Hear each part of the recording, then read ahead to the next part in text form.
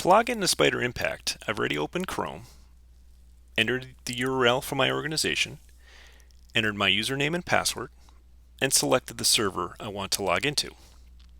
I'll now click Login. Upon logging in, I am brought immediately to the home page. An important note is that I've chosen to display strategy maps and measures for my scorecard item names.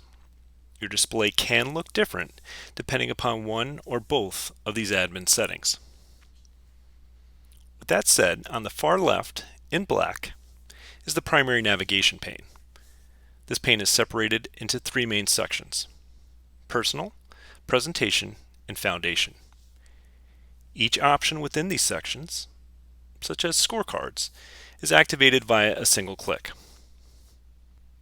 This pane can be collapsed and expanded using the arrows at the bottom. To the right of the primary navigation pane is the home pane. The width of the pane can be adjusted via the right edge. It can also be collapsed and expanded using the arrows at the bottom. The pane gives simple one-click access to my alerts, measures I update and own, and my tasks. Further to the right is the main area of the home page. It contains four sections: Welcome Message, New Alerts, Your Responsibilities, and Spider Impact Support. The welcome message at the top is the system administrator's opportunity to provide an important message regarding the system. It can include text, images, links, or embedded videos. Moving down the screen, the New Alert section shows up to 4 alerts of recent activity that either I have subscribed to or that were pushed to me. If I want to see more than just the 4 that are visible on screen, I can get to them in 2 ways: by either selecting the Alerts link or by clicking Show All Alerts. To investigate any of the alerts, like total gross profit now being a score of 0 for June, it's a simple click on the alert. This will take me to a detailed view of the measure with its trend for the past year, where I can confirm that the score is indeed 0 for the month of June. In the top right, I can toggle between periods. If I select the Measures tab, I can get a report view of the measure history. I can quickly scan and see that within every month of the past year, total gross profit has performed well.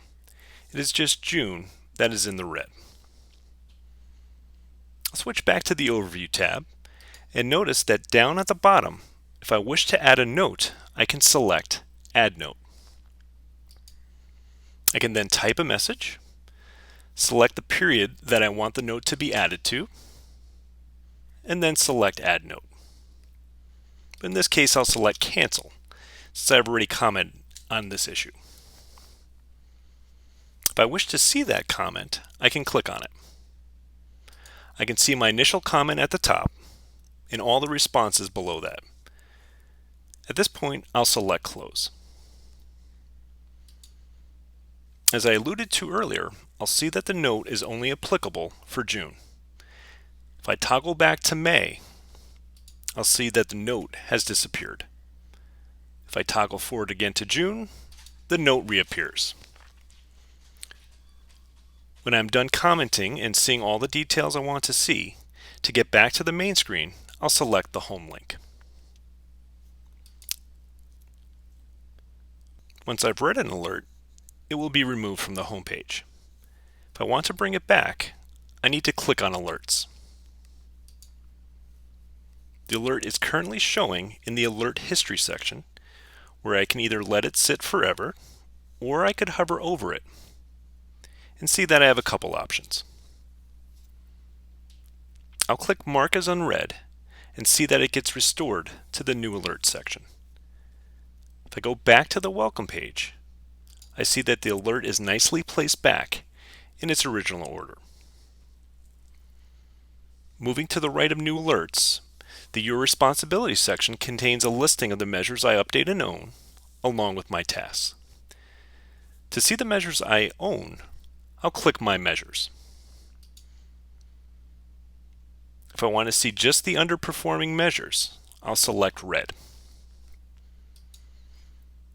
To restore the full list, I would click on the red again. If I wish to see more details on any of the measures that are underperforming, like total gross profit, I can simply click on the name of the measure.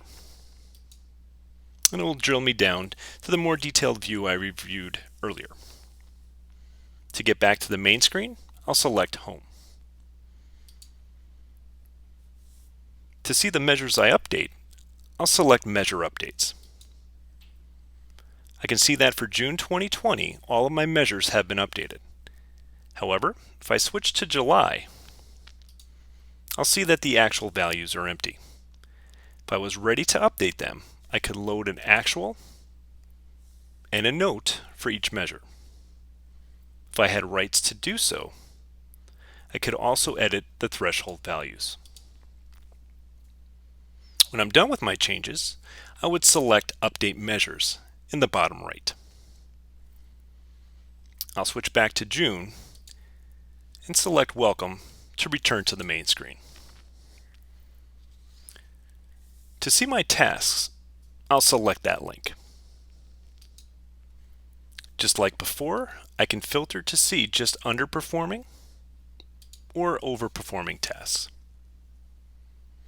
To drill down on an underperforming task, like Build SEO Capability, I'll click on the name. I can see how this item is tracking in regard to schedule and budget. It is running a month late and about 10% over budget. In the middle, I can review schedule and budget performance over time. Once I'm done seeing all the details that I want to see, I'll select Home to go back. The last area is the Spider Impact Support section. This provides the option to contact a support resource by selecting Contact Us, typing a message, and selecting Send. But in my case, I'll select Cancel.